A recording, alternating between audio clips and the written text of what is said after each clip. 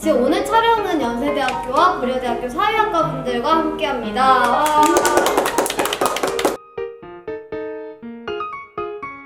네, 이렇게 흔쾌히 촬영 허가해주셔서 너무 감사하고요. 기본적으로 이제 자기소개 한마디 부탁드립니다. 네, 저는 안녕하세요. 연세대학교 사회학과 1, 2학번 재학 중인 최영진이라고 합니다. 반갑습니다. 네, 반갑습니다.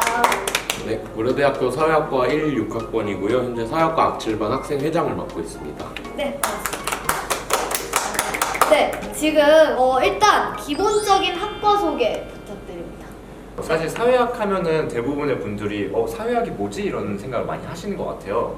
근데 사실 제가 드릴 수 있는 말씀은 그냥 정말 말 그대로 사회를 공부한다라는 게 기본인데, 사실 우리가 사회가 되게 많은 것들로 이루어져 있잖아요. 그러면은 사회라는 게 국가랑은 다르게 사실 어디에나 있는 것이고, 한국 사회뿐만 아니라 우리 집 자체도 어떻게 보면 사회고, 내가 친구들과 관계 맺고 있는 것도 사회인데, 그런 것들이 나한테 어떤 영향을 미치는지, 또 나의 행위는 또 어떻게 사회를 형성하는 데 영향을 미치는지, 이런 관계를 주로 탐구하는 거라고 보시면 될 것 같습니다. 네, 저는 다른 것보다도 개인이 겪고 있는 문제를 단순히 개인의 문제가 아니라 이것이 사회에 어떤 것과 연결되어 있다, 이런 관점이 중요하다고 생각을 해요. 사회학적 상상력이라는 단어를 사용해서 이걸 설명을 하는데, 사회학도들이 가지고 있는 가장 큰 강점이라고 저는 생각을 합니다. 사회학적 상상력. 그러니까 개인의 문제를 단순히 개인의 문제가 아니라 사회 구조가 어떻게 돌아가는지, 또는 어떤 사회적 문제 때문에 개인이 이 문제를 겪고 있는지, 이렇게 생각할 수 있는 방법이자 힘이라고 생각을 합니다. 제가 듣기에도 사회학 같은 경우에는 우리 생활과 밀접한 관련이 있다고 생각이 드는데요. 그러면 일단 입시 방법에 대한 질문인데요. 두 분 다 입시를 어떻게 들어오셨는지 일단 궁금하거든요. 저는 논술 전형으로 들어왔습니다. 저 같은 경우는 지금은 사라졌는데 글로벌 리더 전형으로 들어왔습니다. 제가 입학한 글로벌 리더 전형 같은 경우에는 당시에는 자기소개서랑 내신이 굉장히 중요했었어요. 논술도 보기는 하지만 사실상 그렇게 큰 비중은 아니었던 것 같고요. 근데 아무래도 사회학에 관심 가지시는 분들이 확실히 다 자기만의 색깔이 있으시기 때문에 자기소개서에서 그걸 어떻게 드러내는지가 굉장히 전 중요하다고 생각을 하고, 실제로 저도 그 당시에 제가 썼던 자기소개서 보면은 되게 내가 이때 이런 생각을 하면서 살았구나 라는 게 굉장히 많이 들어가 있거든요. 그래서 그런 부분을 많이 준비하시는 게 도움이 되시리라고 확신합니다. 그러면은 지우씨 같은 경우에는 그 논술로 왔다고 하셨는데 약간 논술 꿀팁이 있다면? 일단 기본적으로 텍스트를 읽을 수 있는 독해력을 키우는 게 가장 중요하다고 생각해요. 쓰는 것보다도 글을 어떻게 읽고 어떻게 분석해서 그러니까 발문에 어떻게 대응을 시켜야 되는지 이 부분을 훈련하는 것이 중요하다고 생각합니다. 그래서 저는 물론 기출문제도 한 10년치를 많이 풀었지만, 고3 생활하면서도 이것저것 특히 인문학이나 사회과학 관련 분야의 책을 많이 읽었던 기억이 있습니다. 알겠습니다. 그럼 사회학과에서 공부를 하고 난 뒤에 졸업하고 나면 진로가 어떻게 되는지 그것도 정말 궁금한데요. 일단 저 같은 경우는 지금 대학원 진학을 생각을 하고 있고요. 사실 사회학이 말씀하셨다시피 정말 넓잖아요. 기자라든지 변호사나 정치인으로 나가는 친구들도 생각보다 좀 있는 것 같아요. 이런 쪽으로 글을 사용하는 곳이라면 어디든지 갈 수 있는 게 사회학이 아닌가. 재밌는 학문이다 보니까 학계로 가시는 분들도 꽤 많은 걸로 알고 있고, 저희 과 같은 경우는 지금 고려대학교 사회학과에서 20대 국회의원이 3명 나와 있고요. JTBC의 서복현 기자님도 많이 들어보셨을 텐데 저희 과 출신입니다. 성시경도 저희 과 출신. 알겠습니다. 네네네, 말씀하세요. 그 유명한 분들을 말씀해 주시니까 네. 저희 연세대학교 사회학과의 자랑하면 봉준호 감독이죠. 네네네. 이제 설국열차를 보면 사회학적 특성이 아주 강하게 드러난다고 볼 수 있는데, 저희 사회학과의 자부심, 제가 자부심 이런 건 좀 아니지만 네. 어쨌든 봉준호 감독도 연세대학교 사회학과 졸업하고 영화 만들고 있습니다.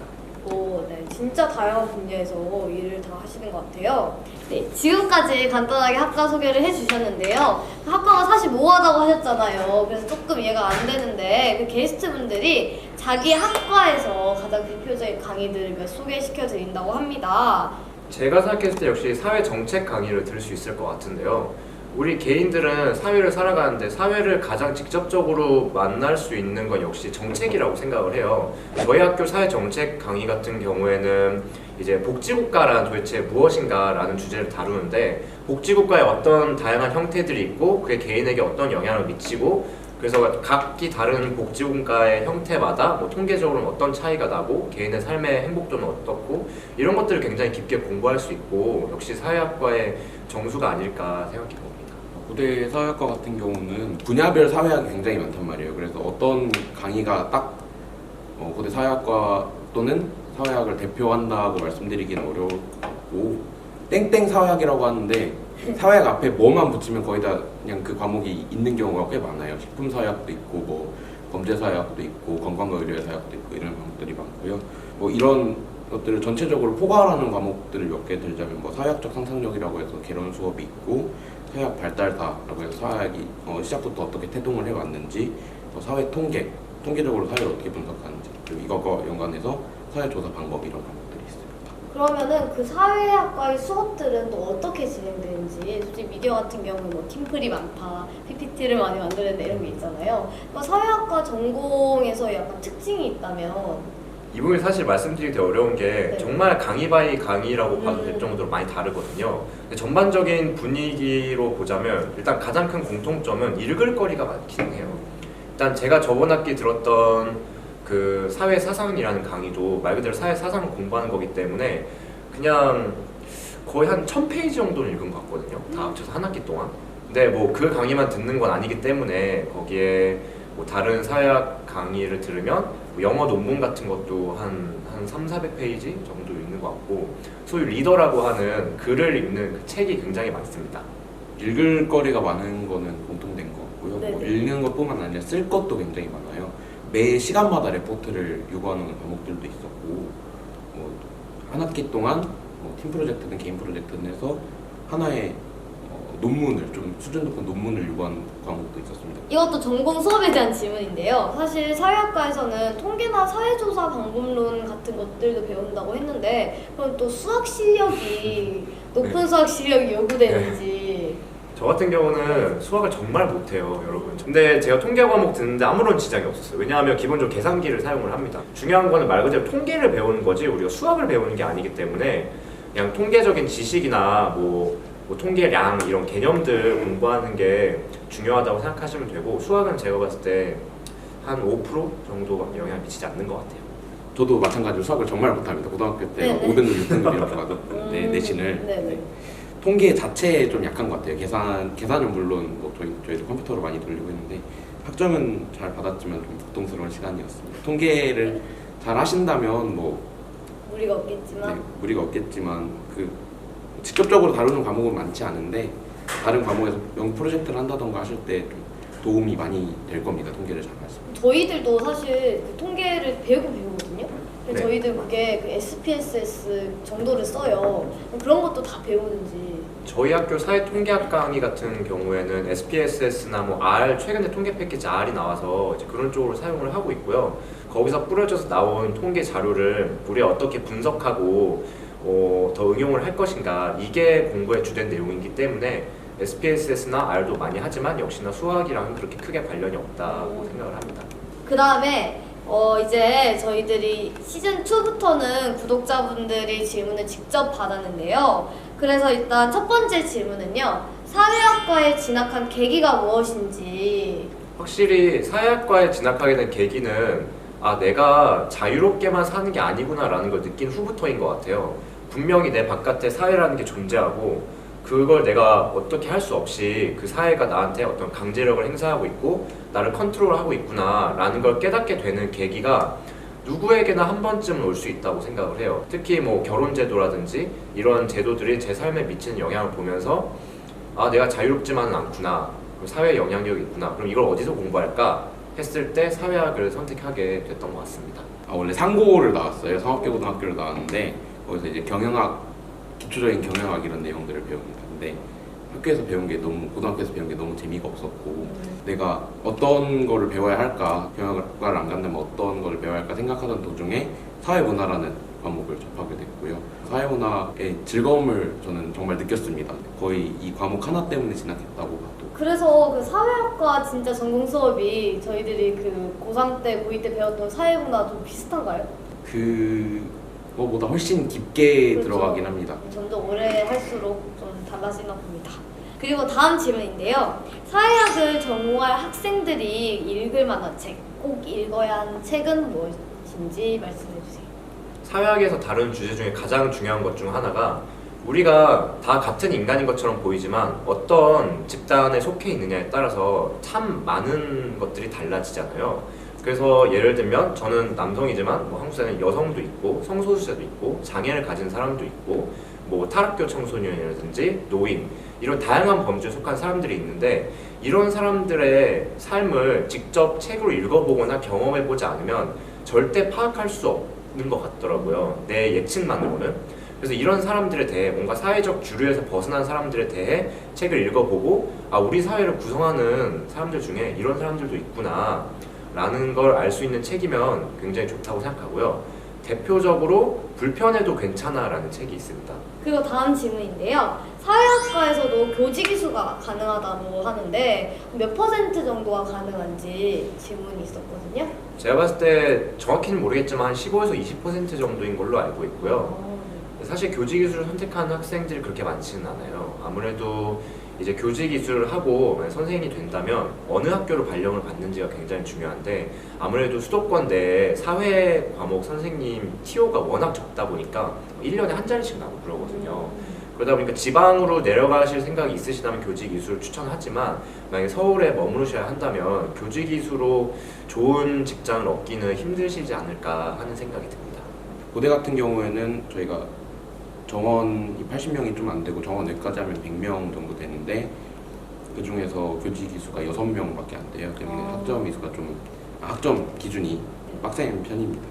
근데 그 사회 선생님이라고 하셨는데 그게 사실 고등학교 되면 엄청 세분화되기도 하잖아요. 그럼 어떤 사회 선생님인지 중등 일반 사회교사 2급 자격증이 나오고요. 사회문화, 법과 정치, 경제 이렇게 세 과목을 가르칠 수 있습니다. 네, 그리고 자기가 생각하는 우리 학교 사회학과만의 약간 특징 같은 게 또 있으면 말씀해 주시겠어요?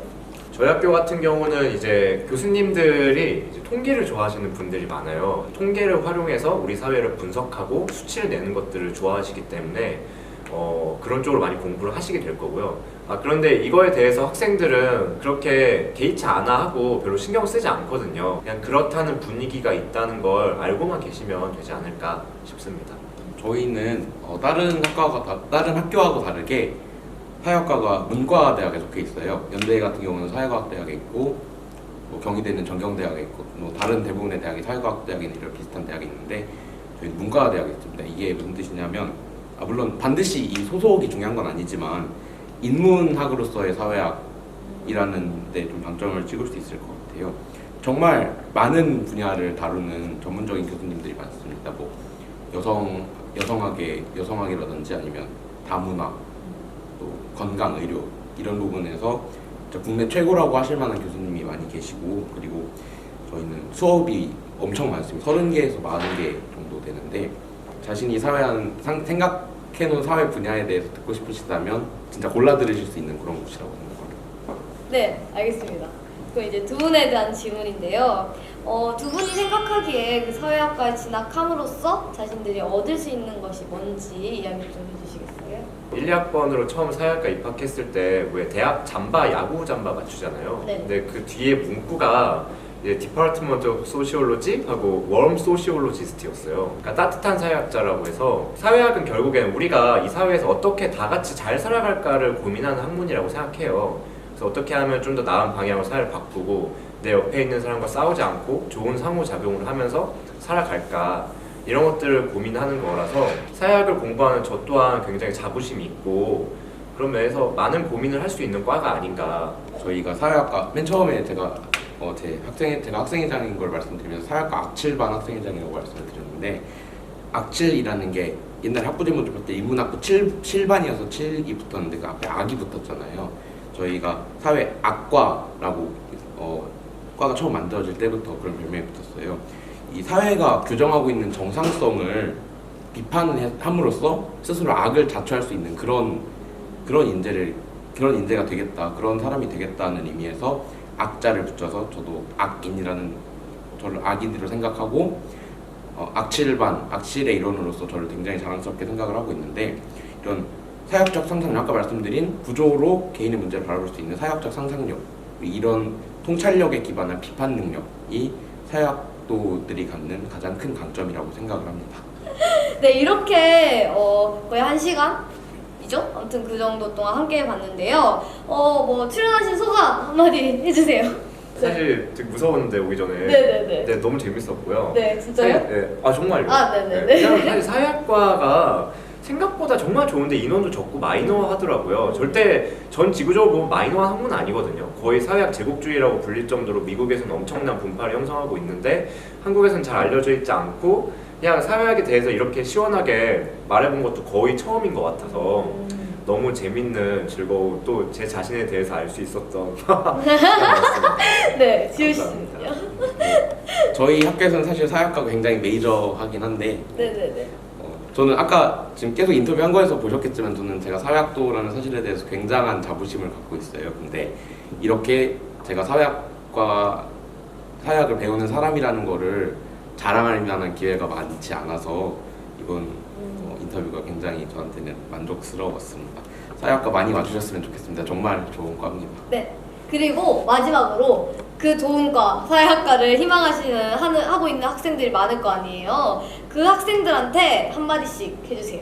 저는요, 네. 사실 고3 때 별로 열심히 안 살았어요. 왜냐하면 사회학과 좀 체질인 것 같아요. 그러니까 별로 막 사회가 나한테 요구하는 대로 맞춰 살지 않았고 내가 그냥 끌리는 대로 하다 보면 어떻게든 되지 않을까 했는데 진짜 어떻게 돼서 이 자리에 있게 된 거거든요.